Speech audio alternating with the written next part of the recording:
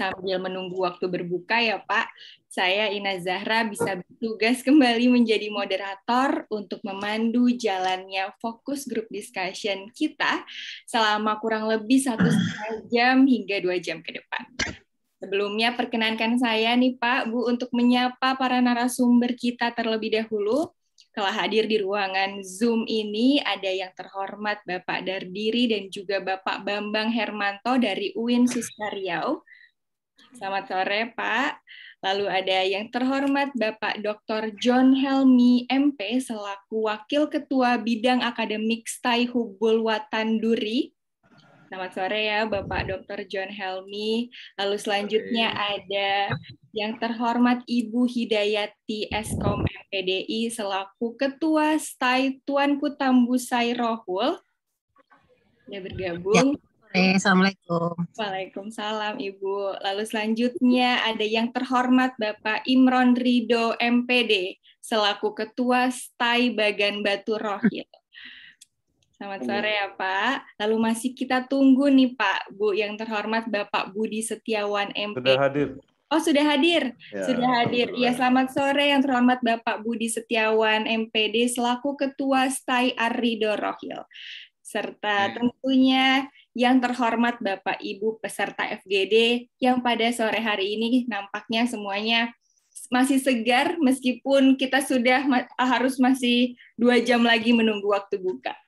Alhamdulillah, puji syukur kita panjatkan karena berkat rahmat-Nya kita masih bisa berkumpul untuk bersama-sama menimba ilmu dari para narasumber yang luar biasa pada sore hari ini. Meskipun harus online ya Pak, Bu, tapi semoga kita tetap sehat selalu sampai pandemi usai, insya Allah. Amin. Amin. Bapak dan Ibu dan juga para audiens, rundown FGD pada hari ini akan dimulai dengan mungkin sambutan ya Pak, dari Bapak Imam Hanafi, sambutan singkat. Selanjutnya ada penyampaian dan pemaparan singkat juga oleh Pak Dardiri dan juga Pak Bambang selama 15 menit.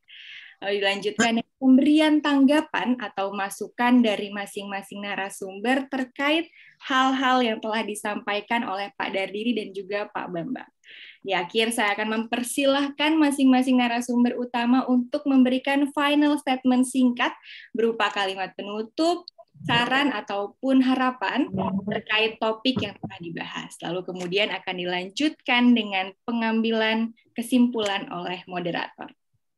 Sebagai informasi, FGD hari ini adalah salah satu cara untuk mendiskusikan hasil dari program ISAIS bersama The Asia Foundation atau TAF yang telah dilaksanakan selama 2 tahun terakhir. Program itu bernama Inisiatif Pencegahan Kekerasan atau IPK. Program itu bernama Inisiatif Pencegahan Kekerasan. Dan berkaitan dengan hal itu, FGD kesempatan sore ini mengusung tema praktik baik pencegahan narasi kekerasan di kampus.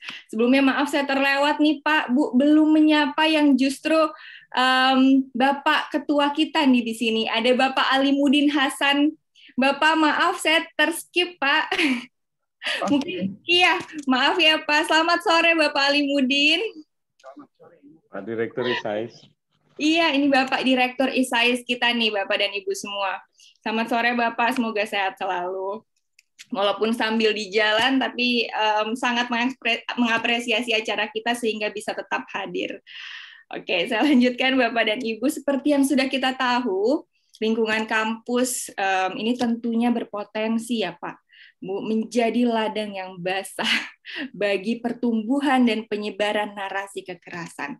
Sehingga memang dengan adanya forum diskusi ilmiah ini akan sangat penting agar kita bisa mendapatkan informasi, bisa mendapatkan insight dan jalan keluar baru dari sudut pandang yang tentunya semakin luas dan semakin tajam. Sehingga saya harap seluruh hadirin bisa mengikuti diskusi ini dengan sebaik-baiknya.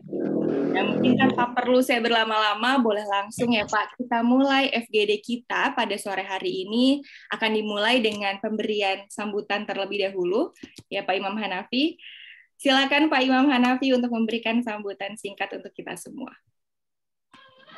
Terima kasih Mbak Inas. Assalamualaikum warahmatullahi wabarakatuh.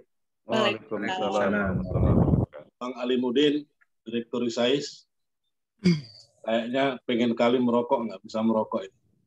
Pak Dardiri, selaku narasumber, Pak Bambang, dan para ketua STAI, wilayah Rohil, kami sebut Rohil karena Rohil ada Rohil, kemudian Duri. Pertama kami mengucapkan ribuan terima kasih untuk berkenan hadir pada diskusi hari ini, karena ini merupakan diskusi yang keempat setelah beberapa diskusi dengan beberapa STAI di Kepri, kemudian di Inhil, lalu di wilayah Bengkalis. Nah, ini terakhir di Rohil. Yang kedua, kami ingin menjelaskan sedikit bahwa tujuan utama dari kegiatan ini adalah melakukan pembelajaran, ya, mengambil sisi pembelajaran dalam kegiatan yang selama ini ISAIS atau ISAIS lakukan selama 2 tahun dalam melakukan pencegahan kekerasan. Namanya itu programnya Inisiatif Pencegahan Kekerasan, selama 2 tahun hampir, dan hari ini juga masih berjalan sebenarnya. Nah, ada sisi-sisi yang mungkin bisa Bapak Ibu ambil, baik di sekolah tinggi Bapak Ibu masing-masing, dalam melakukan proses pencegahan narasi-narasi kekerasan. Adapun strategi, lalu teori-teori yang mengiringi proses inisiatif pencegahan kekerasan itu, mungkin nanti narasumber Pak Dar dan Pak Bambang akan menjelaskan lebih detail hal itu. Tapi yang jelas, kami berharap Bapak Ibu sekalian bisa memberikan masukan atas program IPK yang selama ini kami lakukan. Kemudian yang ketiga, kami mengajak pada Bapak Ibu sekalian, para pimpinan STAI, untuk membangun rumah moderasi. Sebenarnya ini kan sudah ada sudah ada ketetapan dari Kementerian Agama untuk merumuskan atau membentuk lembaga ini. Nah, kami ISAIS mendorong betul agar lembaga ini berdiri di masing-masing kampus Bapak Ibu sekalian, sehingga lembaga ini mampu memberikan pencegahan atau minimal memberikan pencerahan lah atas narasi-narasi kekerasan yang dimunculkan oleh para mahasiswa atau yang lainnya. Saya kira itu, Mbak Inas, poin penting dari kegiatan ini. Mudah-mudahan berjalan dengan baik dan diridai oleh Allah Subhanahu wa taala. Dan sekali lagi kami mengucapkan ribuan terima kasih atas kehadiran Bapak Ibu sekalian. Demikian, wabillahi taufiq wal hidayah. Assalamualaikum warahmatullahi wabarakatuh. Waalaikumsalam warahmatullahi wabarakatuh. Baik, terima kasih Bapak Imam Hanafi untuk pendahuluannya. Kemudian mungkin kita semua sudah semakin tidak sabar dan penasaran ya Pak, Bu, untuk semakin mengetahui mengenai program ini, dan tentunya Bapak narasumber utama kita, Pak Dardiri dan Pak Bambang, akan menyampaikan informasi mengenai apa saja nih yang sudah dilakukan selama 2 tahun terakhir dengan The ASEAN Foundation. Silakan, mungkin bisa bisa dimulai dengan Pak Dardiri atau mungkin Pak Bambang terlebih dahulu. Kita ikut senior aja. Oke, berarti Pak Dardiri terlebih dahulu ya Pak? Ya, bolehlah. Silakan Pak Dar, waktu dan tempat dipersilakan. Assalamualaikum warahmatullahi wabarakatuh. Waalaikumsalam warahmatullahi wabarakatuh. Alhamdulillahirabbil alamin wa bihi nasta'inu ala umuri dunya waddin, wassalatu wassalamu ala asrofil anbiya'i wal mursalin wa ala alihi wa sahbihi ajma'in wa ba'd.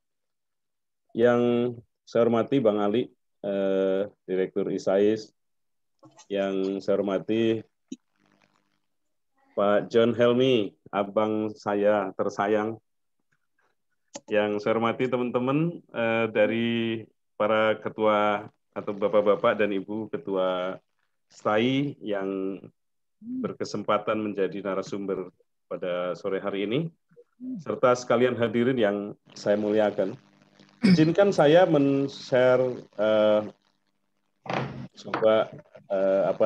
materi yang saya sudah coba buat gitu ya, kombinasi dari apa yang sudah dilakukan oleh ISAI selama ini, dan tujuan dari penyampaian ini adalah tadi sebagaimana dijelaskan oleh moderator maupun oleh Mas Imam Hanafi, yakni untuk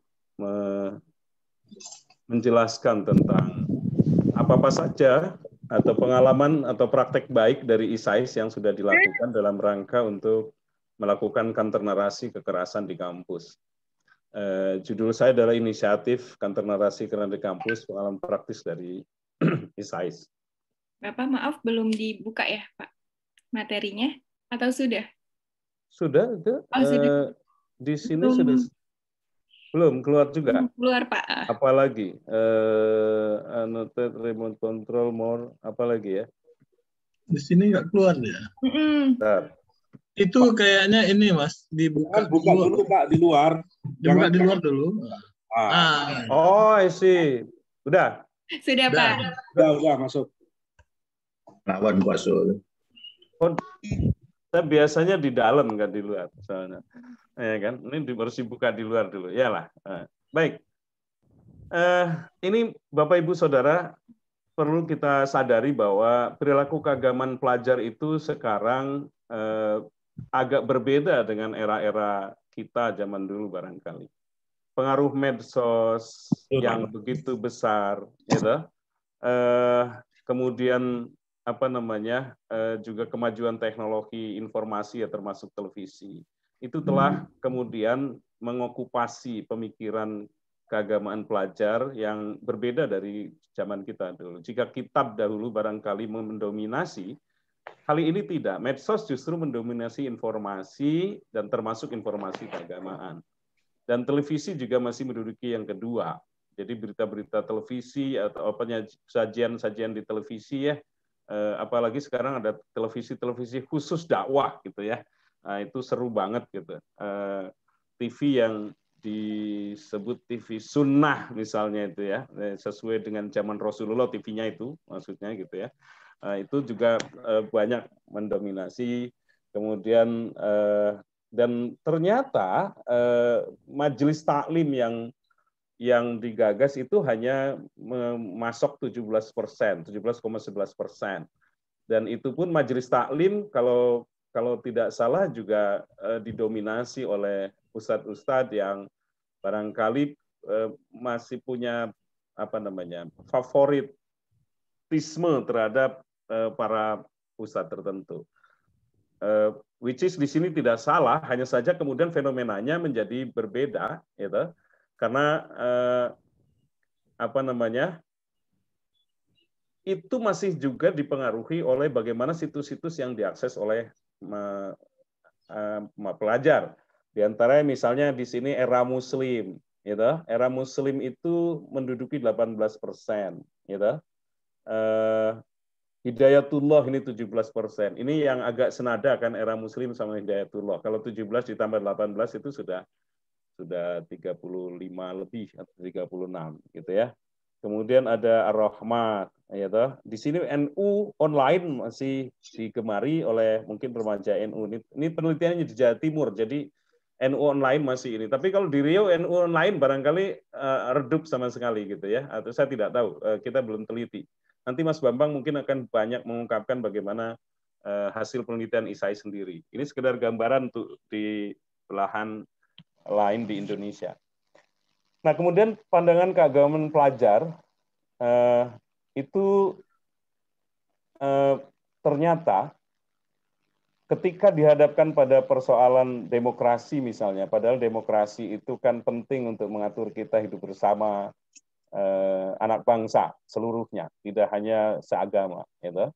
Dukungan terhadap demokrasi itu memang masih alhamdulillah di sini 85,10%. Jadi ada 8% kalangan pelajar itu tidak setuju dengan demokrasi. Mungkin mintanya yang lain, saya nggak tahu apa gitu. Kepengen dipimpin kerajaan kah atau pengen dipimpin oleh apa, kita tidak tahu. Sedangkan 6,72 itu netral. Netral dengan tidak setuju itu kalau ditambahkan itu ada 15%, which is not a small number, gitu ya. Bukan angka yang kecil untuk kemudian ternyata mereka di belakang hari tiba-tiba kita kaget juga tidak setuju dengan demokrasi. Kemudian kepuasannya terhadap pelaksanaan demokrasi saat ini. Yang tidak puas itu ada 35,98%. Yang puas hanya 64. Mungkin ini juga ada faktor yang menyumbang ya. Menyumbang untuk kemudian paling tidak jadi netral atau jadi tidak setuju. Seperti itu. Kemudian ada yang terakhir ada data, yakni persepsinya tentang kebijakan pemerintah terkait kepentingan umat Islam. Nah, di sini kayaknya ada data yang ini lagi menarik lagi untuk dibuka. Yakni 64,71% masih menyatakan baik, tapi 26,36% menyatakan sedang dan 8,93% buruk. Ini semua persepsi. Persepsi itu dibangun oleh banyak faktor. Di antaranya adalah bacaan, begitu. Bapak Ibu Saudara sekalian, di sini saya sedikit membentangkan ini saya kutip dari Mas Budi Munawar Rahman, sebuah tahapan atau bagaimana sebetulnya dari konservatisme itu pada hubungannya dengan terorisme di skala yang paling tingginya. Jadi terorisme muncul itu biasanya diawali dari pemahaman keagamaan yang konservatif. Itu tumbuh lebih dahulu biasanya. Lalu dari konservatisme pemahaman agama muncul eksklusivisme biasanya. Pak Ali hari ini eksklusif, tapi eksklusif pakai masker, yang lain nggak pakai masker karena di rumah masing-masing.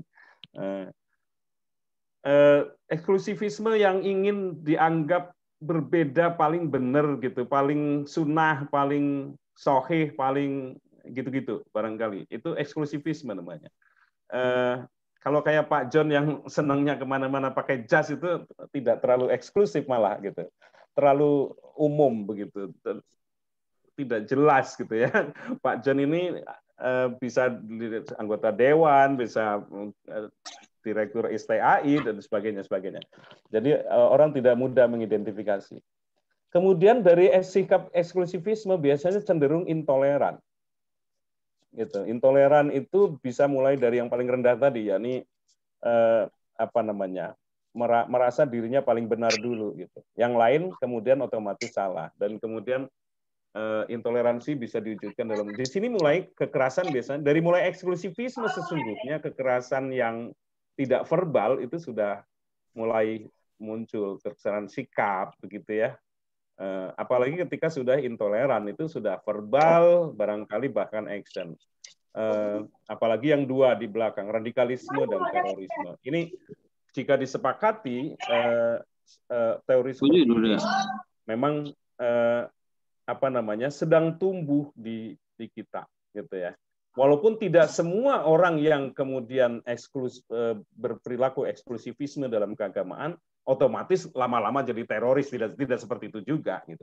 Tetapi jika sikap eksklusivisme makin meluas begitu, maka ada 1-2 yang akan berani atau akan kemudian sikap intoleran yang dibiarkan itu akan membawa kepada kekerasan dan bahkan mungkin sangat mungkin untuk nanti tumbuh di situ. Bapak Ibu Saudara sekalian, sudah lama praktek-praktek semacam ini sebetulnya menggejala, namun kadang-kadang ada juga ketidaktepatan di dalam menyikapinya dari beberapa kelompok civil society berupaya untuk berpikir terus-menerus dan melakukan upaya-upaya diskusi bagaimana cara menyikapi kekerasan di kalangan masyarakat begitu ya. Salah satunya adalah agama, belum lagi yang lain ada suku dan sebagainya. Itu tidak bisa kemudian kita harus berhadapan-hadapan face to face, membuat yang sama. Kalau mereka keras, kita bikin keras lagi. Mereka membuat istilah-istilah atau jargon-jargon yang yang kemudian menghina misalnya atau merendahkan, kita balas dengan upaya perendahan. Sepertinya hal itu justru tidak berhasil, tidak berhasil baik, tidak efektif untuk mengubahnya. Maka termasuklah dalam hal ini pemerintah misalnya alih-alih ingin meredam bagaimana atau ya merubah sikap orang, FPI misalnya yang banyak dulunya lekat dengan kekerasan, ya, pentungan kemana-mana, itu dibubarkan misalnya. Itu agak kurang tepat karena itu bisa memunculkan juga sikap konservatisme baru, meluaskan simpati dan sebagainya, dan itu nantinya kita akan punya agenda banyak lagi untuk kemudian barangkali model-model radikalismenya akan berubah, berkembang dan membuat varian baru gitu.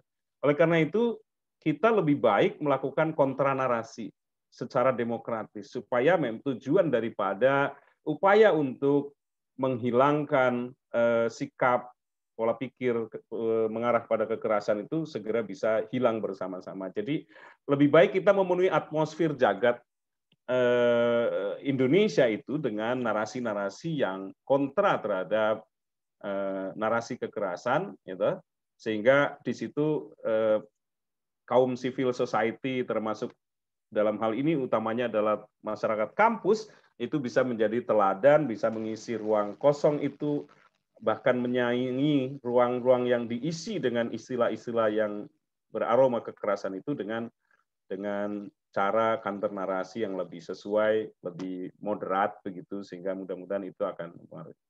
Ada beberapa strategi yang dipilih di ISAIS untuk melakukan counter narasi tersebut. Yang pertama adalah fokus pada kelompok vulnerable. Berdasarkan asesmen ISAIS, Pak Bambang nanti akan melakukan barangkali membentang bagaimana asesmen yang dilakukan oleh ISAIS itu. Ternyata ada 3 kelompok paling tidak oleh ISAIS yang sudah digarap. Pertama adalah dosen. Dosen itu juga tidak steril ternyata dari pengaruh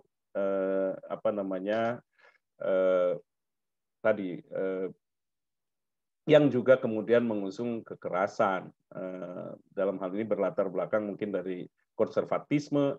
Paling tidak konservatisme di kalangan dosen itu seringkali kemudian agak terasa memukul beberapa kelompok untuk kemudian beraromakan kekerasan bahasanya.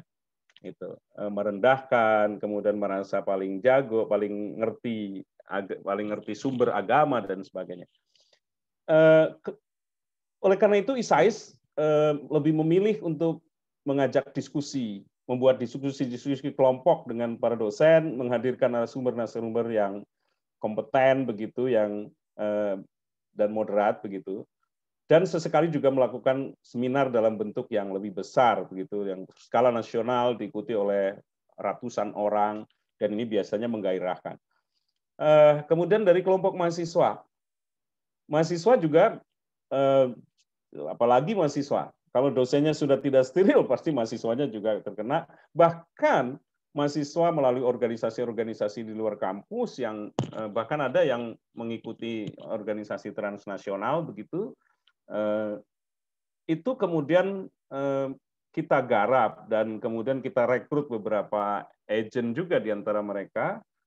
Dan kita lakukan bersama mereka diskusi dengan berbagai macam, ada juga diskusi skala nasional, kemudian ada diskusi rumput, diskusi alam mereka, dan kita kemudian bekerja sama dengan organisasi-organisasi mahasiswa yang termasuk kelompok kajian begitu, yang santai aja di depan ruko sambil minum kopi begitu, di kafe-kafe sederhana begitu. ISAIS hadir bersama mereka dan membicarakan persoalan-persoalan yang mengarah pada kekerasan di kalangan mahasiswa ini. Dan antusiasme luar biasa, alhamdulillah. Ada 22, dan kita juga pernah ngirim mahasiswa ke Ambon, ke Aceh, gunanya adalah mereka bergabung dengan kelompok pengelola kebersamaan, kelompok-kelompok yang merayakan kedamaian, kebersamaan, keragaman itu, sehingga mereka bergabung dengan mahasiswa dari berbagai belahan Indonesia, bahkan ada yang dari luar negeri, sehingga mereka akan ketemu dengan wawasan yang lebih luas dan mereka merasakan betapa indahnya being together dengan orang yang berbeda itu, sehingga pulangnya bisa menjadi model dan bahkan menjadi pejuang dari keberagaman itu. Nah, satu lagi adalah Ma'had Ali, di mana sebelumnya Ma'had Ali ini agak didominasi oleh kelompok dosen tertentu yang mewacanakan keislaman yang puritan begitu, ya toh, dan sedikit agak menjauh dari Islam Indonesia yang lebih menampakkan wajah yang senyum, the smiling face of Indonesia begitu. Akhirnya alhamdulillah bisa dinegosiasi di ini, sehingga kemudian program di Ma'had Ali itu sedikit banyaknya telah terbumbui dan bahkan mungkin sudah beraroma moderasi itu, sehingga mudah-mudahan ke depan akan lebih membuat mahasiswa, terutama mahasiswa asing yang ikut berada di dalam Ma'had Ali itu merasakan damainya Islam Indonesia itu. Ini yang kita harapkan. Strategi kedua adalah dilakukan dengan mengembangkan dan menguatkan aktor-aktor kunci. Jadi aktor kunci itu juga perlu direkrut, dikuatkan dan diajak bekerja sama. Bapak-bapak para rektor atau para ketua STAI di sini, ini salah satu sebetulnya yang ingin kita ajak bersama gitu. Tapi rektor UIN sudah duluan. Rektor kami begitu terpilih itu langsung beli beduk, langsung ganti sarung begitu, alhamdulillah gitu. Jadi bagi kami mudah banget untuk kerjasama dan sebelumnya itu mantan direktur ISAIS, jadi ya sudah sangat kondusif sekali untuk kemudian kita bekerja sama. Dengan para dosen kita juga udah beberapa pimpinan fakultas itu menjadi mitra kita di dalam melakukan kegiatan-kegiatan.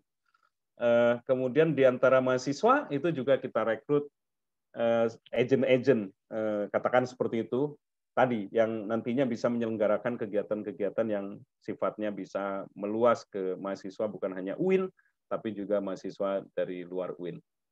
Bapak Ibu Saudara sekalian, singkat kata, ini di sini ada perubahan konstelasi pengaruh dari power politik lah, boleh saya katakan, informasi keagamaan, dan bagaimana rektor sendiri pada saat tertentu itu tidak independen dalam hal bagaimana mengambil kebijakan terkait dengan sikap keagamaan di kampus itu. Itu ada Ma'had Ali yang waktu itu sangat bisa mempengaruhi rektor gitu ya.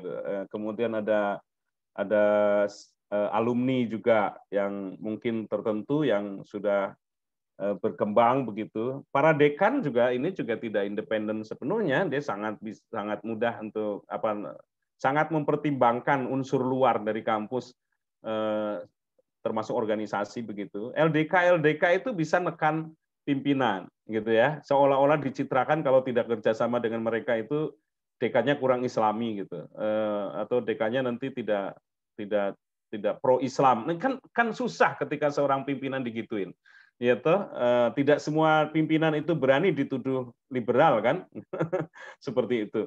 Nah ini setelah kita lakukan upaya-upaya tadi, ini sesudahnya kemudian ya paling tidak rektor bisa mengendalikan wacana di kampus untuk lebih ke moderasi bersamaan dengan Kementerian Agama yang waktu itu menghendaki adanya rumah moderasi di setiap kampus, ya alhamdulillah dari situ kemudian eranya bisa ini. Jadi kita tidak sepenuhnya ISAIS saja, karena ISAIS di sini lebih tampil sebagai civil society yang membantu kampus, masyarakat kampus untuk bisa mengarah ke situ. Oleh karena itu perlu kerjasama dengan key factor. Strategi ketiga adalah memanfaatkan alternatif yang ada.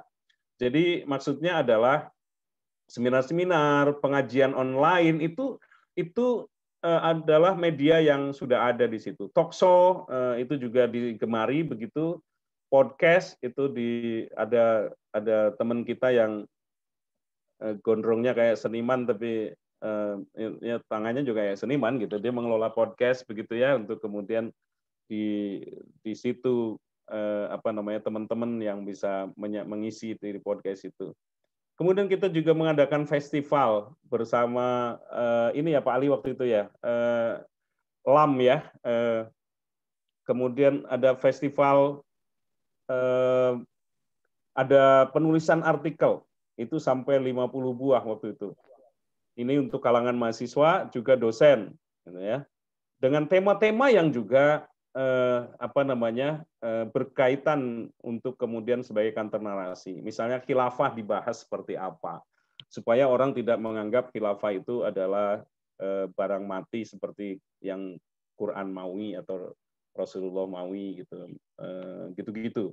Kemudian bagaimana upaya untuk menerima perbedaan, pluralisme, ya, anti kekerasan dan sebagainya. Itu semuanya dijadikan tema-tema tulisan, dijadikan tema-tema pembicaraan, tema diskusi dan seterusnya dan seterusnya. Yang keempat adalah membatasi definisi radikal misalnya dan fokus pada narasi bukan kelompok. Oh ya, ini yang paling utama begitu. Bapak Ibu, jadi kita di kampus mengajak bicara seluas-luasan tentang khilafah, tentang bahkan istilah tauhid dan Pancasila dan sebagainya, tapi kita tidak pernah mengalamatkan bahwa oh ini diusung oleh si Anu tidak seperti itu. Tapi kita bahas saja masalah-masalah itu tanpa harus mengalamatkannya pada kelompok tertentu itu. Bapak Ibu hadirin sekalian, sebelum berakhir dari cerita di atas itu, ini ada simpulan saya ya. Kajian-kajian Ma'had Ali yang semua eksklusif, kemudian sekarang bergeser menjadi lebih moderat lah. Berkembangnya kelompok-kelompok diskusi di lingkungan Win Suska. Berkembangnya dukungan. Bahkan ini dengan LAM kita bekerja sama, kita ingin lebih meluaskan dukungan itu sebetulnya di luar juga, gitu ya. Kemudian semakin banyaknya aktor yang menduduki posisi strategis untuk mendorong terjadinya proses perubahan dan meningkatnya jumlah agen. Bapak Ibu Saudara, sebelum saya tutup ini sedikit pengenalan saja bahwa toleransi itu memang intoleransi itu ada gitu ya. Maka toleransi itu adalah menjadi tujuan. Tujuan counter narasi kekerasan ini adalah untuk membina masyarakat agar lebih toleran dan inklusif. Yang intinya sebelumnya adalah bagaimana kita bisa berdemokrasi dengan baik. Karena demokrasi memungkinkan untuk kita bisa hidup bersama dengan penganut agama lain, dan itu yang akan menjamin pada keamanan, keberlangsungan negara kita. Pertama, demokrasi itu diterima secara pasif. Pertama itu ada sikap penerimaan pasif terhadap orang lain. Itu maksudnya. Ini bahwa toleransi itu bisa diukur. Yang sekarang nih orang kan apa sih toleransi? Apakah ini orang kadang-kadang membuat toleransi itu blur seperti itu. Padahal itu bisa diukur. Pertama, biasanya ditandai dengan adanya penerimaan pasif. Kalau sudah nerima pasif ya sudah toleran, tapi masih sangat rendah lah, kira-kira begitu. Kadarnya masih terlalu rendah. Yang kedua, mulai ada kepedulian pada perbedaan. Ya, berbeda, dia peduli dengan perbedaan itu. Misalnya kita kan kadang-kadang terima orang sumbing aja belum bisa terima itu, gitu ya. Ada sumbing, gitu ya. Dulu waktu saya kecil tuh suka ngejek orang itu, gitu ya. Dan itu dianggap biasa. Sekarang kita nggak mau, gitu. Lalu kita peduli pada mereka. Bibir sumbing operasi di mana-mana didukung, kita sumbang gitu ya. Itu kan kepedulian. Yang ketiga mengakui adanya perbedaan. Nah, dengan orang-orang yang misalnya handicap, orang-orang apalagi beda agama gitu ya. Itu kita mestinya harus sudah bisa menerima apa adanya. Nah, ini tingkatan ketiga dari orang toleran itu dia bisa dan mengakui adanya beda. Emang kita beda mau ngapa? Mungkin orang Duri udah biasa beda ya. Di Duri itu beda dari dulu, dari kecil. Tapi belum tentu orang Duri levelnya sampai ke yang ketiga ini. Yang keempat, mengakui orang lain memiliki hak dasar. Ini lebih maju dari yang kedua, begitu ya. Dan yang terakhir adalah yaitu tadi menerima keadaan itu. Nah, maka memang tidak mudah di kampus Islam ini. Kami dari ISAIS merasa sangat berkewajiban untuk melakukan itu semua, dan sektor lain dari kampus Islam adalah dakwah. Ini saya katakan sektor lain karena ini non akademis begitu ya, tapi ini adalah perjuangan kita. Itu penting untuk membuat pekerjaan rumah menjadi pekerjaan rumah dakwah moderasi agama ya. Rumah dakwah moderasi agama ini benar-benar menjadi pekerjaan rumah kita, sumbangsi kita kepada negara agar kita sebagai muslim benar-benar terdepan di dalam mengayomi, memberi contoh bahwa keragaman itu indah, keragaman itu adalah sunatullah, dan keragaman itu memang justru yang akan menjaga kita dari tetap betah di bumi yang indah ini. Saya kira itu sementara dari saya, mungkin nanti kita bisa dialog, dan saya mohon terakhir nanti yang akan memberikan konklusi ya setelah semua narasumber berbicara, saya mohon Pak Direktur ISAIS lah untuk kira-kira bisa memberikan kesimpulan terakhir sebelumnya diisi oleh moderator kita. Terima kasih Mbak Inas. Ini yang hari ini bisa saya sungguhkan, mungkin kelamaan tapi saya kira nggak apa-apa lah ya. Nggak apa-apa, Pak. Oke, terima kasih Pak Dardiri untuk penyampaian materinya yang semakin menarik Pak sebetulnya. Luar biasa juga program yang telah berjalan, dan kita doakan bersama-sama semoga program ini bisa terus berjalan dengan lancar dan tentunya dengan impact yang lebih besar. Amin ya rabbal alamin.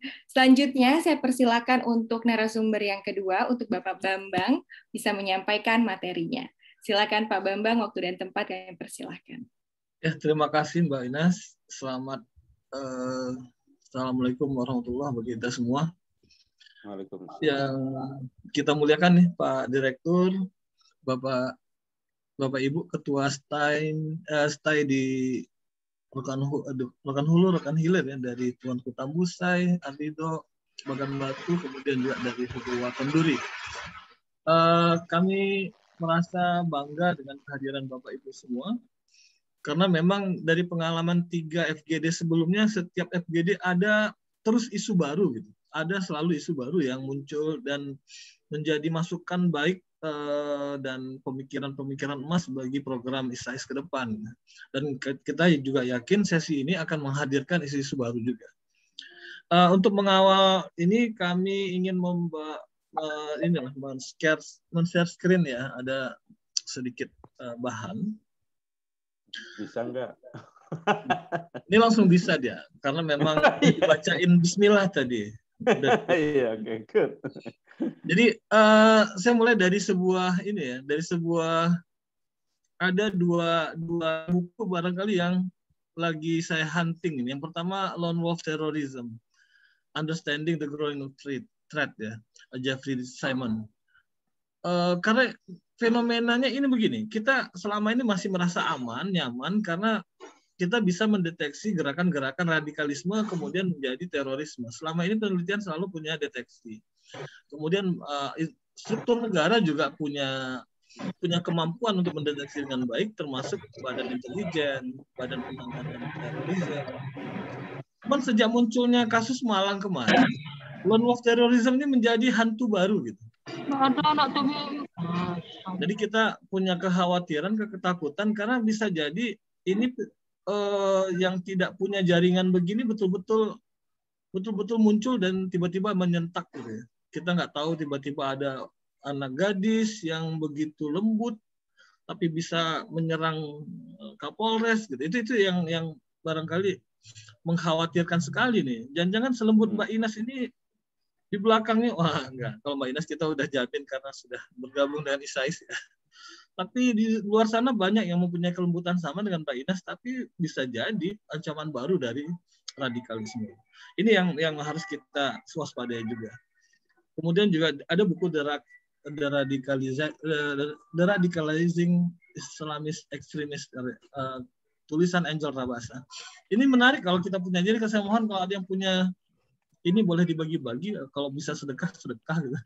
Karena dua buku ini yang mungkin untuk belakangan kita harus pahami, karena program deradikalisasi itu sekarang menjadi penting karena sekarang tidak lagi preventif gitu, tapi tindakan-tindakan kuratif, tindakan-tindakan preemptif itu menjadi penting dibandingkan kita mencegah. Karena kita sudah tidak tahu lagi, seluruh lapisan masyarakat itu sudah dimasuki.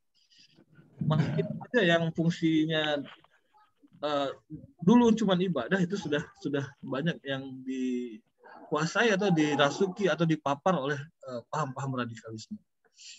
Maka oleh karena itu ini kalau saya sekarang agak fokus ke Winsuska. Ini kalau kita nyimak beberapa berita ada beberapa fenomena kasus ya. Pertama batalnya kuliah umum Profesor Dr. Nadir Shah Hussein. Itu menariknya begini ya. Di FB-nya mereka itu, di FB-nya BEM, waktu Presiden BEM-nya dan beberapa anggotanya itu, ada satu cuplikan yang menarik, ada sebuah propaganda ini balas dendam. Karena kita pernah ditolak kehadiran Habib Rizik di kampus. Maka dengan diusirnya atau ditolaknya Nadir Shah Hussein itu satu sama. Kayak begitu cara berpikir mahasiswa itu gitu. Ketika itu. Jadi seakan-akan ada pembalasan dendam tuh. Kalau mereka tolak Habib Rizik, kita tolak Nadir Shah Hussein. Gitu modelnya. Jadi itu menarik menjadi sebuah potret. Kemudian ada ketika mengundang orang Buddha berdiskusi ketika itu ya muncul penolakan juga. Padahal ya selama ini kegagalan kita memahami agama lain, kita memahami Buddha, Hindu, Kristen, Protestan, itu karena kan kita belajarnya dari orang-orang yang menaruh kebencian besar terhadap agama-agama itu. Kita belajar agama Kristen sama ustadz-ustadz radikal yang selalu menghina berhala, menghina Yesus, gitu, yang tidak paham. Dan mereka memang kalau cuma sekedar tidak paham nggak masalah, tapi punya kebencian besar gitu. Itu yang menjadi persoalannya. Kemudian juga ketika kita mengundang ini dulu pendiri Ulil Absar, tapi mereka ya taunya Ulil itu jil. Itu juga pernah dia. Nah sekarang sebenarnya apa yang terjadi? Secara apa ya? Ini saya coba tadi hunting beberapa narasi ya. Misalnya ada mahasiswa kita nih, tapi kayaknya udah tamat. Dia menarasikan begini di FB-nya. Yang meresahkan kami bukan FPI, tapi itu tempat-tempat maksiat yang ada izinnya dari pemerintah, dan karena ini sudah sangat meresahkan, maka kami selaku masyarakat menyatakan tuntutan kepada pemerintah baik pusat maupun daerah untuk mencabut izin tempat-tempat maksiat ini semua. Nah ini era post-truth ini nih. Ini kan seakan-akan benar ya, seakan-akan benar banyak tempat maksiat yang sekarang itu dapat izin dari pemerintah dan pemerintah melindungi. Nah ini dimakan bulat-bulat oleh masyarakat kita, narasi-narasi yang seperti ini. Seakan-akan pemerintah itu memang backingnya prostitusi, cukongnya perjudian gitu. Ketika di kantor, misalnya ini pembicaraan saya. Saya bilang misalnya, sebut satu tempat saja di Indonesia yang punya izin maksiat, bos, gitu saya bilang. Terus ada yang baik, tapi ini yang luar biasanya.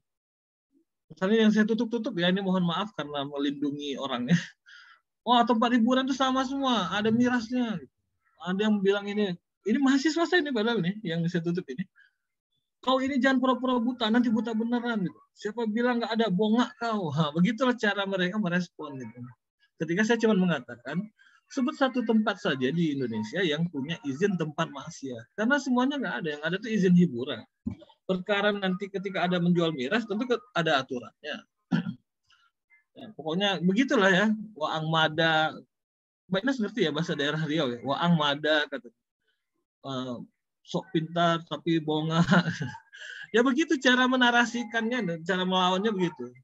Nah, yang alhamdulillahnya walaupun tidak banyak, saya juga ada beberapa orang yang menurut saya cukup moderat, bahkan cukup membantu. Misalnya di dalam ini ya, di dalam di dalam mengkanter itu. Misalnya pemerintah tidak pernah ini dari ada alumni kita juga.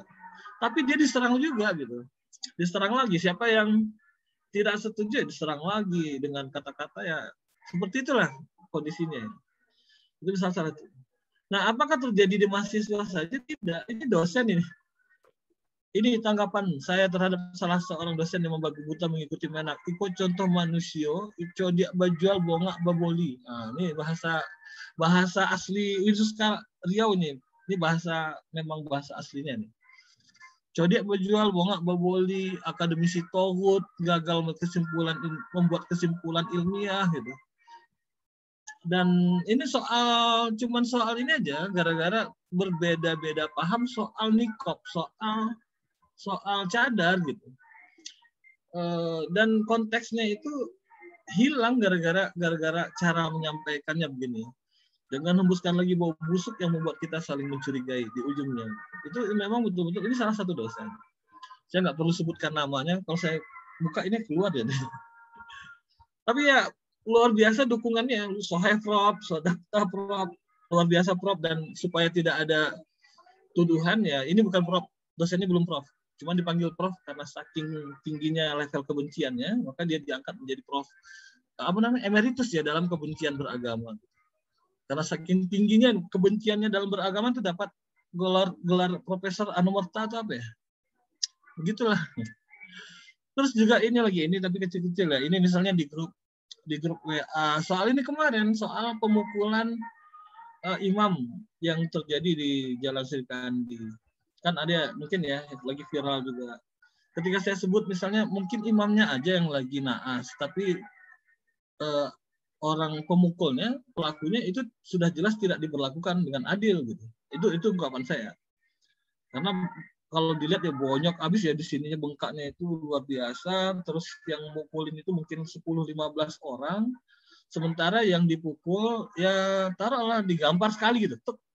Dan tidak sempat jatuh juga. Cuman yang aneh itu karena dia imam, dia nggak boleh dipukul gitu. Tapi karena ini orang dianggap nggak benar, itu boleh aja dipukulin gitu. Kemarin juga sempat viral, ada perdebatan panjang juga soal orang Cina yang digebukin massa karena penipuan ATM. Jadi yang jadi masalah kan rasisnya, bukan karena dia menipunya, tapi karena Cinanya gitu. Nah, ini luar biasa. Jadi sebetulnya di media sosial, di kampus kita ya, kita dulu seperti kata Mas Dardiri tadi sudah pernah, tapi saya tidak mau ungkapkan surveinya secara lengkap karena panjang sekali. Ini beberapa isu saja. Misalnya bagaimana mahasiswa kita ketika itu bersikap terhadap kelompok yang berbeda pemahaman. Yang perasaan paling tinggi muncul itu kebencian. Jadi kebencian itu muncul paling tinggi. Kemudian yang kedua baru menghujat. Jadi sebagian yang membenci ini juga menghujat.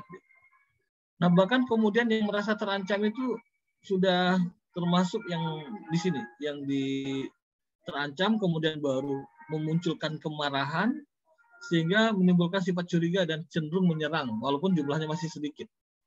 Tapi yang tinggi itu di kebencian. Jadi narasi kebencian itu memang kayaknya sayur manis ya. Kemudian apa lagi? Ini soal misalnya pandangan terhadap syariat Islam wajib nggak diterapkan? Wah, sudah seharusnya senang, sudah seharusnya. Dan ini pada umumnya lebih banyak ini nih ya, lebih banyak yang ragu sebenarnya apa maksud syariat Islam. Kemudian bagaimana Pancasila itu Islami atau tidak? Ada yang menyatakan sudah sesuai, ada yang bisa menerima, tapi juga berimbang dengan yang menolak dan mengatakan Pancasila itu harus diganti. Nah, jadi dari semua temuan survei itu, lengkapnya nanti mungkin, kalau nggak salah dulu pernah di ISTAIS.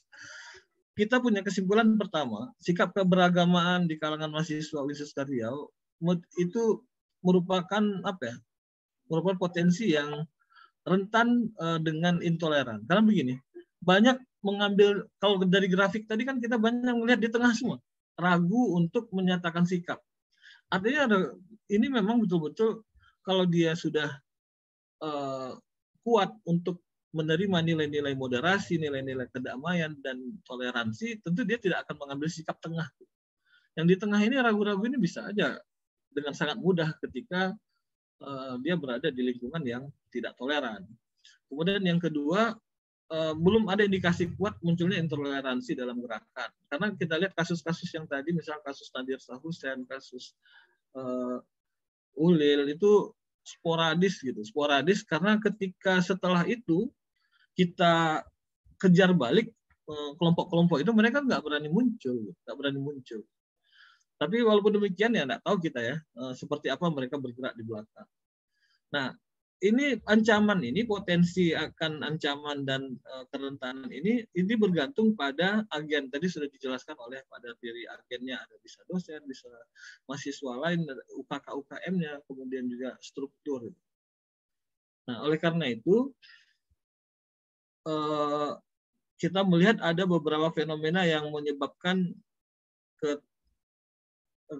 paparan ini akan menjadi sangat berbahaya. Misalnya pertama, kalau afiliasi politik itu ikut, karena afiliasi politik ini dia punya kendaraan, punya logistik untuk membangun paham keberagaman yang mereka inginkan di tengah-tengah gerakan mahasiswa. Jadi mereka punya ini, kalau mau ngumpul gampang, soal konsumsi gampang. Kan mahasiswa kan itu ya, kadang-kadang kan cari tempat ngumpul yang bisa makan gratis juga. Kemudian ada isu-isu primordialis, karena di era ekonomi daerah itu semakin meningkat, kemudian media sosial yang semakin tinggi namun kurang bertanggung jawab. Yang keempat ini yang paling berbahaya kalau tidak kita segerakan, diabaikannya budaya dialog. Artinya kayak tadi, kita kalau mau kenal Buddha ya harus dari orang Buddha, mau kenal Kristen ya harus dari Kristen. Nah, sekarang bagaimana caranya kita bisa mengundang mereka kalau kita ke gereja aja dosa, langsung masuk neraka gitu. Kan jadi susah kita. Jadi kemudian minimnya evaluasi.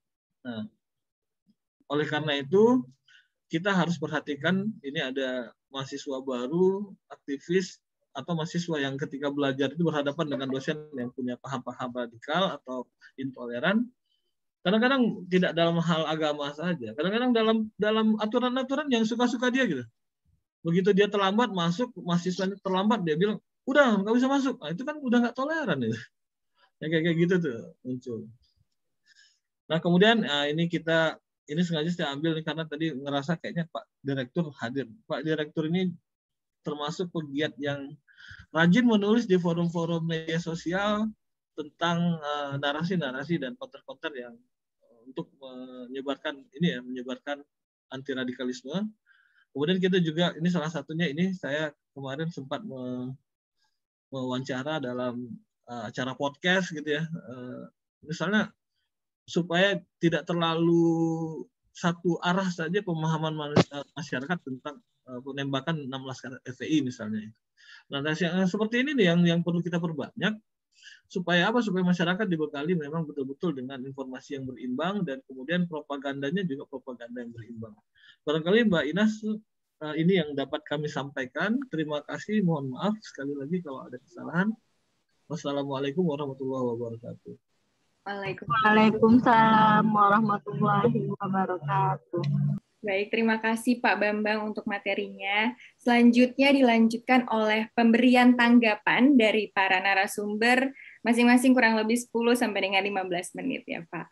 Mungkin saya izin memanggil, yang pertama ada Bapak Profesor Dr. Bapak John Helmy. Yang pertama ada Bapak John Helmy. Silakan Bapak John Helmy dari STAI ya. Silakan Pak John Helmy, waktu dan tempat kami persilahkan. Terima kasih Mbak Ines. Bismillahirrahmanirrahim. Assalamualaikum warahmatullahi wabarakatuh. Waalaikumsalam warahmatullahi wabarakatuh. Alhamdulillah, ya, bersyukur kita kepada Allah, serta salawat dan salam kepada Junta Nabi Sallallahu Alaihi Wasallam. Mudah-mudahan kita senantiasa diberi kesabaran di yaumil kelak. Amin ya rabbal alamin. Yang saya hormati ya Pak Dr. Alimuddin Hasan ya. Mungkin sering ketemu juga ya Pak Ali. Ya Bang, terima kasih banyak Bang Helmy. Iya. Kalau kita ke UIN malahan yang tidak ketemu itu Pak Profesor Dadiri. Dia menghilang kalau kita datang ke UIN ya. Juga ya. Ini kalau kayak namanya kayak Mas ya, Mas Bambang ya. Biasanya kalau orang Jawa itu kan namanya Bambang, ada Hermanto-nya, ada O-nya. Tapi gitu. Melayu, Pak. Oh, Melayu ya? Asli saya Melayu, cuman karena masyarakat menyesuaikan dengan kebutuhan pasar aja. Oh gitu. Lahir di pasar soalnya nih, Pak. Iya, sambil ya salam kenal ya, Mas Bambang ya. Sama-sama Pak Elmi. Iya, saya sempat nanya semalam sama Pak Dadiri, ini Mas Bambang ini siapa ini gitu di WA ya. Cukup dijelaskan ya. Ya juga Mbak Ines ya, yang sudah sudah mempersilakan. Siapa lagi Pak Imam Hanafi ya, yang saya tahu dan juga rekan-rekan ketua STAI ya, ada Ibu Hidayati ya, ada sahabat saya Budi Setiawan, ada lagi Pak Imron dari STAI Rokan ya. Dan juga saya juga melihat hadir nih para mahasiswa ya, baik dari seluruh kampus kayaknya ya, ada yang dari Steboloatan, ada juga dari Denmark ya, yang berbahagia. Baik, pada kesempatan ini saya menyambut baik ya apa yang disampaikan oleh narasumber tadi ya, dua narasumber ya. Artinya ya perlunya inisiatif ya. Inisiatif pencegahan yang ya katakanlah ya pencegahan itu lebih baik daripada mengobati ya. Gitu ya, yang sering kita dengarkan gitu ya. Bagaimana sebelum terjadi Pak Agus, ya. Ibu. Khususnya untuk kami di Duri memang kami sangat heterogen ya. Pak Prof Dadiri tahu gitu ya. Dia sering ke Duri ya. Saya kenapa manggil Prof nih Pak Ali ya, karena dia sekarang lagi ngumpulkan profesor ya untuk calon rektor ya. Ya tidak mungkin nggak mengumpulkan profesor ya, orangnya tidak profesor ya. Setidaknya udah level profesor ya, meskipun belum ya. Jadi ya Pak Dadiri ini udah ya kayak abang dengan adik ya, maka itu dia tadi manggil abang gitu ya. Pak Alimuddin ya. Tentunya juga saya juga tidak tahu juga nih ya. Kebetulan kami di kampus saya sudah diberikan apa ini ya. Ini background yang ada di belakang saya ini memang diberikan oleh oleh Prodi PMI, Pengembangan Masyarakat Islam. Saya disodorkan bisa dilihat ya di background saya Zoom saya.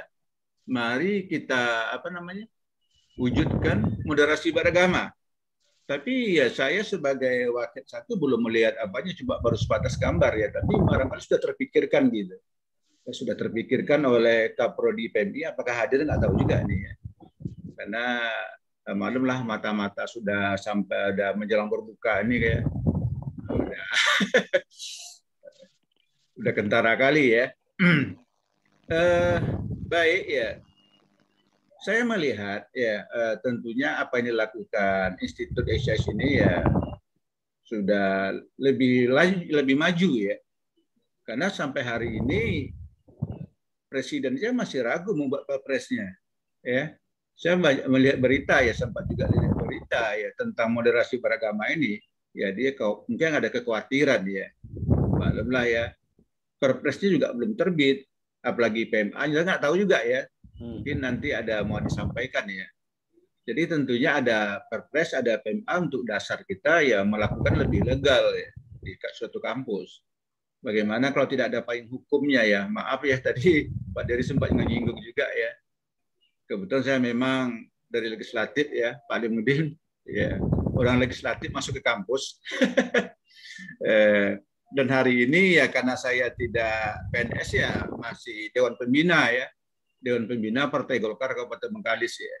Nah, jadi mungkin ya bicaranya banyak bicara politis ya. Nah, bicara politis daripada akademisnya gitu. Ya kita menyambut baik ya, barangkali artinya apa? Kalau bisa kami diajak bergabung lah ya ke ya sini ya. Diajak bergabung ya sehingga kami bisa lebih banyak belajar ya karena memang tadi ya kami ini seluruh suku di Duri ini ada nih Pak ya, Malah seluruh seluruh negara ada, karena ada Chevron ya. Ya, ada orang Amerika, ya, ada orang Korea, ya, di perusahaan yang namanya perusahaan yang sebentar lagi juga akan menjadi Pertamina, ya. Ya, tapi kami sebetulnya tidak begitu khawatir ya seperti apa yang dikhawatirkan dari UIN, karena memang mahasiswanya banyak, ya. Dan lagi pun sekarang UIN sudah muncul karena dengan namanya universitas, ya mungkin sudah ada prodi-prodi yang sifatnya umum ya. Jadi akan akan sangat akan mulai muncul bermacam-macam. Kadang-kadang ya pemahamannya sedikit ya, tapi karena memang lebih banyak kebencian tadi yang kata Mas Bambang tadi ya, yang diawali kebencian yang sehingga pada akhirnya ya menimbulkan menimbulnya ya sikap yang katakanlah anti ya. Karena saya juga maaf Pak Alimuddin, saya juga dosen Pancasila ini, ya, dosen Pancasila. Karena saya juga tidak hanya ngajar di STAI, ya, saya juga mengajar di AMIK, ya, Mitra diri ya, AMIK Mitra Agama ada nih mahasiswa saya nih ya, gabung ya. Saya ajak ya dari AMIK Mitra Agama, saya mengajarkan Pancasila, juga pernah di AKBID ya, Akademi Kebidanan. Ya, jadi ya hampir seluruh kampus saya diajak mengajar Pancasila, mungkin karena backgroundnya politik tadi mungkin ya. Jadi saya diajak Pancasila, dan kebetulan juga saya dapat sertifikat sebagai instruktur P4 ya, Provinsi Riau ya, PP7 ya. Nah, ini. Jadi menyangkut menyangkut hal-hal yang kita sudah tanamkan itu melalui sila pertama itu ya, yang dikhawatirkan dari intoleran ya. Saya melalui melalui sila pertama ketuhanan yang Maha Esa itu, toleransi beragama itu sudah kita terapkan ya, kita implementasikan gitu. Jadi artinya kita juga cukup peduli dengan hal itu. Mungkin itu juga ya, karena waktu ya saya enak juga nih, karena banyak kawan-kawan STAI ya yang mungkin juga memaparkan ya. Mungkin sementara itu aja, saya mohon diri, lebih dan kurang mohon dimaafkan ya. Wabillahi taufiq hidayah. Assalamualaikum warahmatullahi wabarakatuh. Waalaikumsalam warahmatullahi wabarakatuh. Terima kasih untuk Bapak John Helmi dari STAI Duri. Terima kasih Pak untuk tanggapannya. Selanjutnya izin saya persilakan untuk yang terhormat Ibu Hidayati Eskom MPDI selaku Ketua STAI Tuanku Tambu Sairohul. Silakan Ibu untuk memberikan tanggapannya. Assalamualaikum warahmatullahi wabarakatuh. Waalaikumsalam warahmatullahi wabarakatuh. Yang sama-sama kita hormati Bapak Ali Hasan, salam kenal Bapak. Kemudian Bapak Dardiri, yang mungkin kayaknya udah tak asing lagi wajahnya. Kalau tak salah alamat pula nih ya. Kemudian Pak Bambang, ya salam kenal Pak Bambang. Selanjutnya ulong saya John Helmi ya. Iya Dinda. Kalau di kampung kami manggilnya ulong gitu. Oh, ulong ya. Iya. Betul ya. Kata kami orang Rokan manggil abang itu ulong gitu ya. Oke. Terima kasih rekan saya Pak Budi, Pak Ketua STAI Bagan Batu Hill ya. Ya sebenarnya saya ini belum menyimak dengan fokus karena saya mohon maaf dalam perjalanan dari Pekanbaru menuju Pasir Pengarayan karena ada suatu hal agenda yang memang harus saya kejarkan ke Pekanbaru juga untuk pengembangan dan kemajuan kampus kita karena kita sedang sekarang dalam pengusulan program pembangunan rumah susun khusus mahasiswa. Jadi ada ketemu sama bagian kementeriannya di Pekanbaru. Jadi kebetulan Pak Hasan ya, mohon maaf sebelumnya saya tidak menunjukkan Pak Hasan tadi ya. Siapa? Pak Ali. Bukan, ini Pak Bambang. Yang mengundang saya ini Pak Hanafi. Oh, Pak Hanafi. Ya, jadi saya belum siap ini mendengar dan belum fokus dan belum mengetahui apa itu Institut SAIS. Rupanya begitu bagusnya dengan adanya institut saya ini kita adakan di perguruan tinggi kita masing-masing. Gitu. Jadi sekarang saya nggak berikan tanggapan apa-apa. Saya cukup sebagai pendengar setia karena memang saya belum punya ilmu untuk memberikan tanggapan tentang ini. Yang jelas saya menyambut positif kegiatan ini kalau memang kita adakan nanti di kampus. Kalau memang ada MOU juga dengan UIN itu memang sangat bagus, dan kami tunggu kedatangan Abang Amanda kami yang hebat luar biasa ini. Ya Pak Dardiri terutama udah lama nggak pernah hadir di kampus kita nih gitu. Sejak tahun 2000 berapa tuh Pak ya? Nggak pernah hadir. Habis Lebaran adakah undangan? Insya Allah Pak, nanti kalau memang bersedia kita agendakan untuk mengundang Pak Dr. Dardiri ke kampus kita. Gitu. Mungkin Mbak Ines itu saja dari saya, karena saya memang baru mendengar gitu kan. Yang mohon maaf sebelumnya Pak Hanafi karena memang belum mendengar saya, tapi saya siap untuk ikut bersama-sama demi kemajuan kampus kita dan generasi penerus bangsa kita. Itu saja. Wassalam. Waalaikumsalam warahmatullahi wabarakatuh. Terima kasih Ibu untuk respon positifnya untuk ISAIS, dan semoga kedepannya bisa banyak kerjasama dan acara bersama untuk impact positif yang tentunya lebih baik lagi ya Bu ya. Baik. Selanjutnya izin saya persilakan untuk yang terhormat Bapak Imron Ridho MPD selaku Ketua STAI Bagan Batu Rohil. Untuk Bapak Imron Ridho saya persilahkan. Bu Ines. Bismillahirrahmanirrahim. Assalamualaikum warahmatullahi wabarakatuh. Waalaikumsalam warahmatullahi wabarakatuh. Yang saya hormati Bapak Alimuddin selaku Direktur ISAIS. Kemudian ada Pak Dardiri dan Pak Bambang selaku narasumber utama dalam kegiatan FGD ini, yang begitu wah menyampaikan materi-materi yang menawarkan kepada kita, menggugah kita bagaimana intoleransi ini sebenarnya sudah mulai berakar di mana-mana, bahkan di tingkatan institusi juga. Kemudian terima kasih juga Bu Moderator, Bu Ines Zara yang udah ngasih kesempatan. Dengan adanya beliau kayaknya kekuatan kawan-kawan ini masih semangat. Begitu melihat semangatnya Bu Ines. Kemudian izin Pak Dardiri, hari ini walaupun tidak penting, tapi saya sampaikan pada hari ini STAI Rokan boleh dicek oleh operator.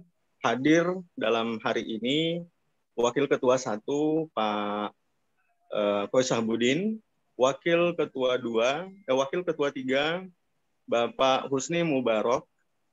Kemudian hadir juga PGMI Bapak Marolotung. Kemudian ada Kepala Lembaga Penjaminan Mutu Pak Dr. Sawaludin. Kemudian juga ada hadir hari ini Kaprodi PAI Ibu Siti Halimah. Baik, itu informasi yang kami sampaikan tentang kehadiran kami. Kemudian untuk menanggapi mengenai kegiatan FGD fokus group discussion pada hari ini dengan tema IPK, inisiatif pencegahan dan kekerasan, pencegahan kekerasan. Kemudian juga tadi saya lihat di poster kita mendorong terbentuknya rumah moderasi beragama. Jadi ada dua hal hari ini yang kita bicarakan yang isinya saling berkaitan. Artinya inisiatif pencegahan kekerasan secara tidak langsung sebenarnya itu adalah gagasan yang dibangun oleh rumah moderasi beragama. Melihat perkembangan di masyarakat, bagaimana keberagamaan masyarakat kita saat ini sudah kental dengan perbedaan-perbedaan, bahkan berujung kepada konflik yang tidak kadang-kadang yang ada beberapa daerah itu terjadi seperti di wilayah kami Bagan Batu. Ada pemahaman-pemahaman yang kadang menimbulkan keresahan di masyarakat, bahkan terjadi masyarakat yang tidak senang dengan pemahaman itu mereka hadir ke sana. Ada kelompok yang begitu seperti yang Bapak sampaikan tadi yang begitu konservatisnya Iya kan, sebegitu konservatifnya mereka mengartikan salah satunya dokbun. Dokbun itu artinya apa tuh Pak? Tolong dibantu. Dokbun. Apa istilahnya kadal? Kadalnya Indonesia dengan kadalnya Arab. Oh gitu. Saking konservatifnya, dalam artian mereka menafsirkan secara tekstual, mereka menghalalkan kadal di sini. Jadi kawan-kawan kelompok beragama yang lain, mereka merasa, wah ini kan beda ini. Mereka berasumsi kadalnya Indonesia kan makan bangkai, kadalnya Arab kan menjilat batu. Ya, itu mungkin penafsiran mereka. Kemudian mengenai inisiatif pencegahan kekerasan di kampus, konsep yang memang sudah terprogram atau dalam bentuk kurikulum, bagaimana penanganan IPK atau inisiatif pencegahan kekerasan, saya sudah coba cari ini Pak Dokter kemana-mana, di apapun di kita Google search pun kita lakukan. Yang keluar itu lebih banyak kepada kekerasan seksual. Jadi kayaknya kekerasan konflik beragama ini kok toh muncul di kampus-kampus beragama gitu loh. Kalau yang di umum nggak ada, tidak kental dia dengan kekerasan yang ada kaitannya dengan kekerasan agama. Tapi dia lebih kepada kekerasan umum. Nah, ini sangat mengherankan, Pak. Kenapa saya bilang mengherankan? Namanya basis agama, kok yang muncul kekerasannya itu kok kekerasan agama. Nah, ini kan menjadi tanda tanya. Maka saya lihat edaran Diktis bagaimana menawarkan ini semua jangan terjadi konflik perbedaan-perbedaan agama yang berujung pada kekerasan di kampus-kampus agama. Maka Diktis saya lihat membuat edaran yang diedarkan kepada kampus-kampus yang di bawah binaan Diktis untuk membentuk rumah moderasi beragama. Dan untuk UIN saya cek di situs laman UIN Seska itu yang ke-23 rumah moderasi yang sudah dibentuk. Artinya sebenarnya sudah dibentuk, namun bagaimana konsepnya mungkin belum.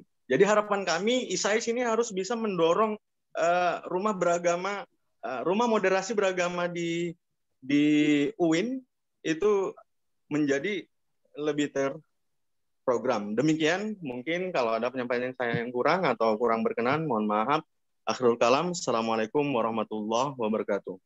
Waalaikumsalam. Waalaikumsalam. Terima kasih banyak Pak Imran Ridho atas tanggapannya. Tentunya kami juga sangat mengapresiasi kehadiran Ibu dan Bapak yang luar biasa yang tadi sudah disebutkan oleh Bapak Iwan Ridho. Sekaligus saya ingin menyapa telah hadir bersama-sama kita ya Pak. Ternyata Bapak Faisal Budi, Bapak Husni Mubarok, Bapak Marawallahu, dan Bapak Dr. Sawaludin, dan juga Ibu Titi Halimah dari Stein Bagan Batu Rohil. Terima kasih Ibu dan Bapak untuk partisipasinya di acara ini. Selanjutnya saya persilahkan untuk tanggapan yang terakhir ada dari yang terhormat Bapak Budi Setiawan MPD selaku Ketua STAI Arido Rohil. Untuk Bapak yang terhormat Bapak Budi Setiawan, waktu dan tempat saya persilahkan. Bismillahirrahmanirrahim. Assalamualaikum warahmatullahi wabarakatuh. Waalaikumsalam. Kami hormati Pak Ketua Alimuddin, juga ada Bang Dagami Pak Dadiri, ada Bang Dagami Pak Hanafi, hadir juga orang tua kita Pak John dari Duri, ditunggu ke kapan buku samu di bagan Bang. Juga ada orang tua kami yang hadir dalam forum ini, rekan-rekan, ada Bu Yayat, dan ada Om Imron Ridho dari Rohul dan Rohil. Dan semua peserta yang hadir yang tidak bisa kami sebutkan satu persatu dalam forum yang mulia ini. Terima kasih pada moderator Mbak Ines yang sudah mempersilahkan saya untuk memberikan tanggapan terhadap penyampaian materi dari narasumber utama kita, dari Pak Dadiri dan Pak Bambang. Di kampus kami hari ini pelaksanaan implementasi untuk IPK itu direalisasikan dalam bentuk kegiatan-kegiatan kampus, baik itu akademik maupun non-akademik. Salah satunya hari ini Arido, Stay Arido walaupun namanya seperti agama Islam, tapi juga ada mahasiswanya yang non-muslim. Di tempat kami ada yang non-muslim. Kenapa ini kami lakukan? Karena kita melihat pluralisme di kampus tidak tadi menjadi eksklusif ya. Jangan sampai ada kesan sebuah lembaga agama Islam, tapi hanya orang Arido membantah itu dengan menerima kawan-kawan yang non-Muslim. Bagian SPAP punya historis yang sangat kental dengan perbedaan. Bagian SPAP juga punya historis yang sangat kental dengan perselisihan dan perkelahian, malah perperangan. Banyak terjadi beberapa kali konflik di bagian SPAP. Konflik antara Melayu dengan Cina, konflik antara Batak dengan Jawa, konflik antara terakhir Cina dengan Melayu dan Jawa. Tentu semua kejadian ini membuat dunia kampus mengalami dampaknya juga. Maka kami juga menjaga sangat hati-hati berikan narasi-narasi yang bisa memecah belahkan persatuan di Rokan Hilir yang sudah majemuk, yang sudah bagus ini. Karena kami melihat kekerasan-kekerasan tadi yang dimulai mungkin dari eksklusif tadi, akhirnya melahirkan intoleransi itu, bisa jadi itu memiliki nilai positif maupun negatif. Ya, dari sisi positifnya mungkin perbedaan-perbedaan, kekerasan-kekerasan di kampus itu, kita harus berpikir mencari jalan keluar yang terbaik sehingga tidak terjadi konflik di kalangan mahasiswa kami. Tapi ada sisi kemunduran, ya mungkin itulah yang terjadi di bagian SPAP, terjadinya perperangan tersuku di bagian SPAP ini. Maka melalui SAIS ini kami berharap dengan adanya rumah moderasi ini mungkin lebih membumi menyampaikan ide gagasannya ke kampus-kampus yang ada di Rohul, terutama Rohul dan Rohil ini, agar kami memiliki pengetahuan yang cukup, memiliki pengetahuan yang mumpuni untuk menghadapi situasi-situasi yang mungkin akan kami hadapi ke depan. Karena jujur saja di bagian SPAP itu sangat riskan, sangat sensitif kali. Karena salah satu narasi kekerasan juga bisa memunculkan sensitivitas yang sangat tinggi di kota bagian SPAP. Itulah mungkin bisa kami tanggapi. Sekali lagi terima kasih atas undangannya dari SAIS. Kami berharap ada terobosan-terobosan baru dari SAIS untuk bisa kami lakukan di daerah, terutama di Rokan Hilir, dalam rangka menghadirkan rumah modernisasi di kampus yang kita cintai. Demikian, terima kasih Mbak Ines. Assalamualaikum warahmatullahi wabarakatuh. Waalaikumsalam warahmatullahi wabarakatuh. Terima kasih untuk Bapak Budi untuk tanggapannya. Ini luar biasa ya Pak, semakin mendekati akhir acara justru tanggapannya pun semakin menarik dan semakin juga memberikan input yang baik untuk ISAIS dan untuk kampus-kampus di sekitar Riau tentunya. Baik Bapak dan Ibu, semua narasumber satu persatu telah menyampaikan tanggapannya yang luar biasa. Namun sebelum saya tutup, mungkin mohon izin dari Pak Direktur ISAIS yang terhormat Pak Aliuddin Hasan, mungkin bisa mewakili Pak Bambang dan juga Pak Dardiri ya Pak, untuk menyampaikan final statement mengenai diskusi kita pada sore hari ini. Silakan Pak Aliuddin, semoga berkenan. Udah turun dari mobil. Oke, iya. Pak Ali, masih ada. Alhamdulillah. Silakan Pak Aliuddin. Terima kasih. Mungkin betul-betul closing statement tidak perlu saya berlama-lama, tetapi saya betul-betul ingin mengucapkan terima kasih kepada kita semuanya, khususnya kepada dua narasumber utama kita, Mas Dardiri dan Mas Bambang, yang dua kegiatan sebelumnya telah mengantarkan kita kepada sebuah acara yang menarik yang ditaja oleh SAIS. Penghargaan yang setinggi-tingginya buat narasumber utama kita. Lalu kemudian berikutnya saya ingin memberikan apresiasi dan takzim yang hormat kepada 4 atau 3 narasumber kita yang lainnya. Pertama kepada Olung Helmi. Terima kasih Bang. Ya, terima kasih.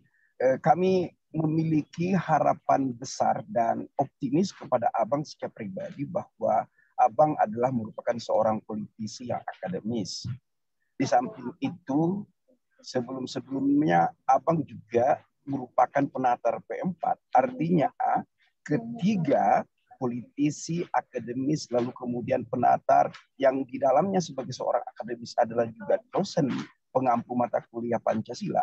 Saya kira klop dengan upaya-upaya kita untuk kemudian menggesa lahirnya sebuah rumah moderasi baik di UIN yang sudah ada maupun nanti menular ke berbagai stay-stay yang ada di Provinsi Riau. Kemudian yang kedua, saya ingin mengucapkan rasa terima kasih saya yang besar-besarnya kepada Ibu Hidayati.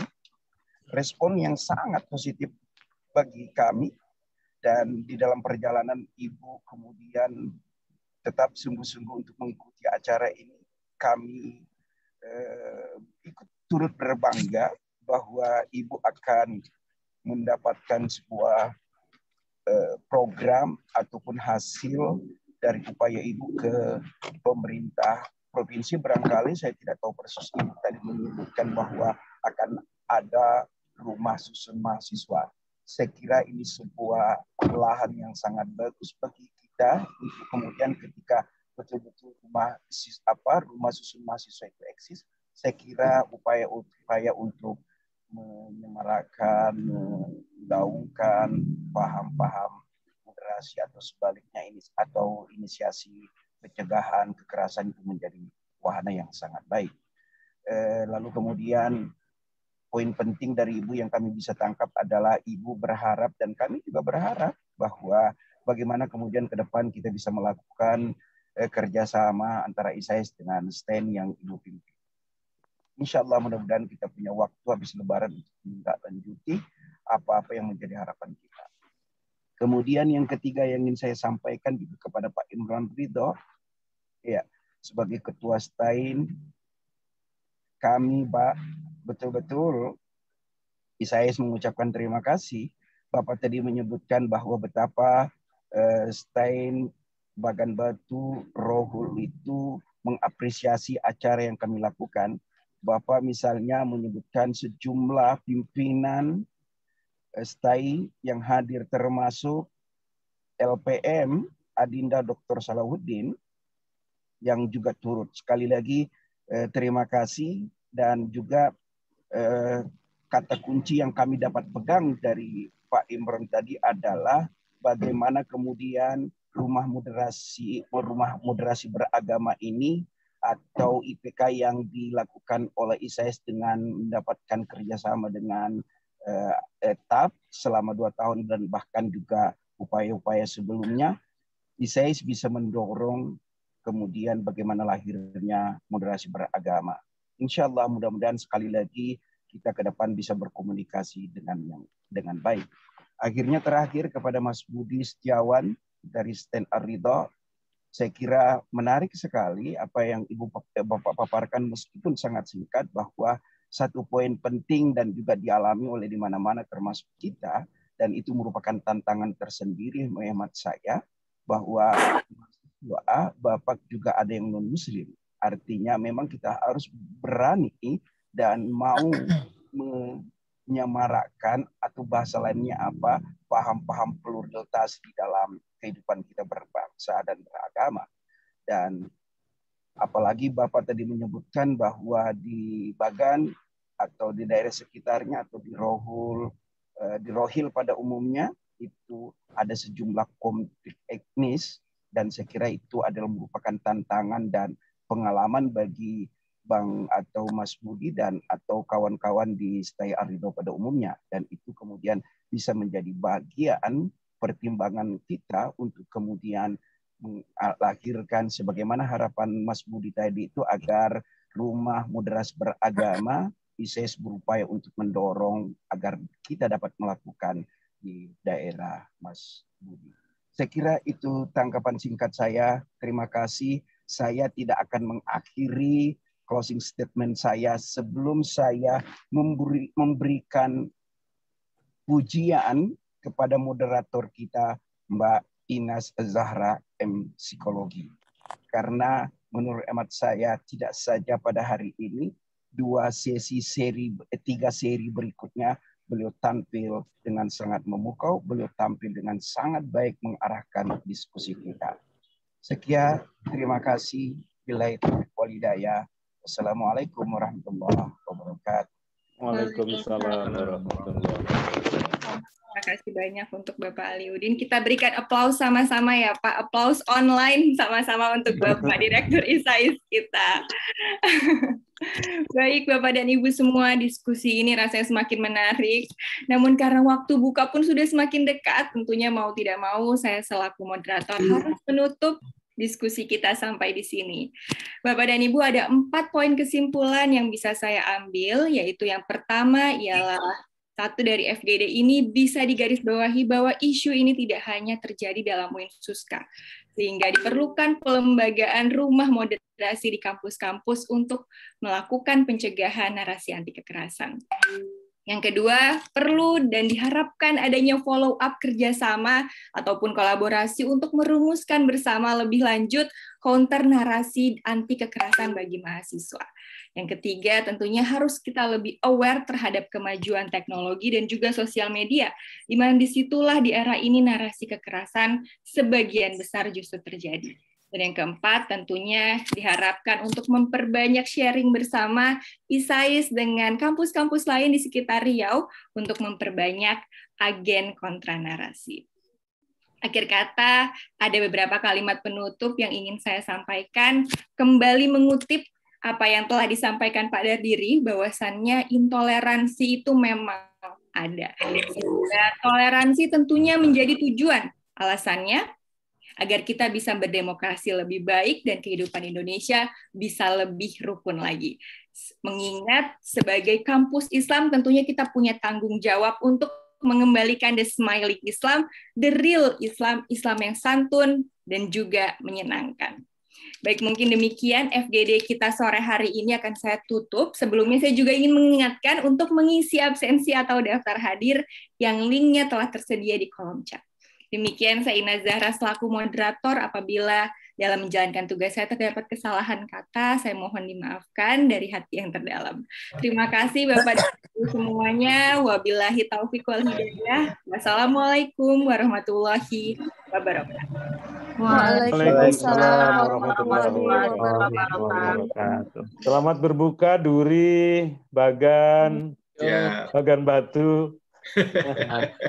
Mudah-mudahan bukanya lambat sedikit di Rohul ya. Amin. Nunggu Bu Yayat sampai. Oke.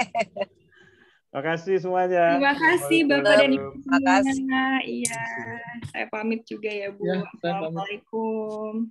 Salam. Anjang mana Pak Diri? Semuanya Bapak Ibu.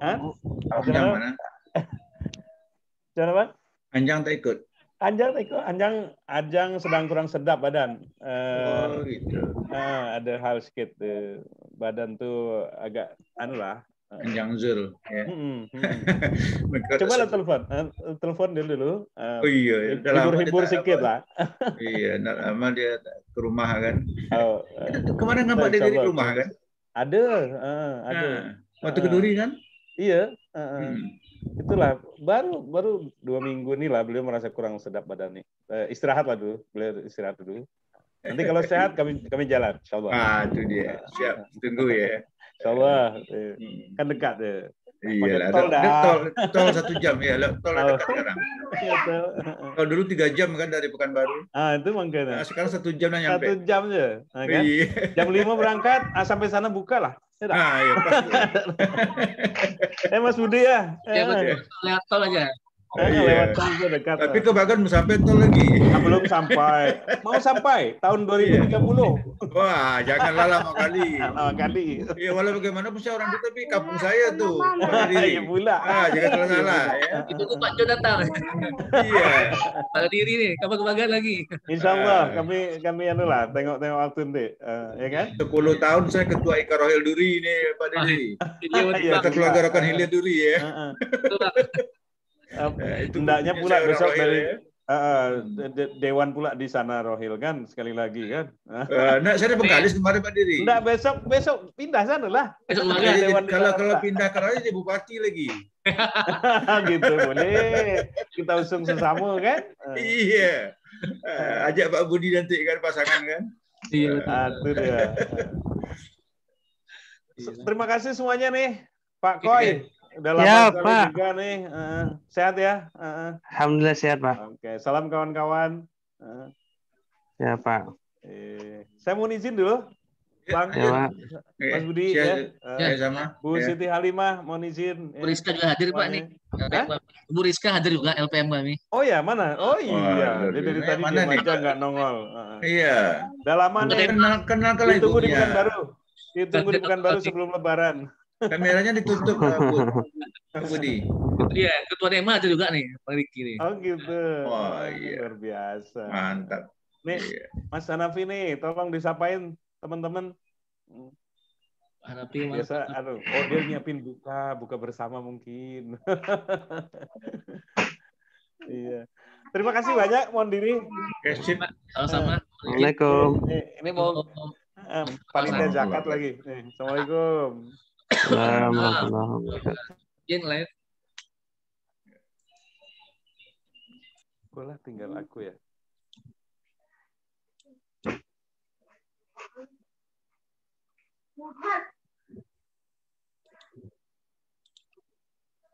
Ah.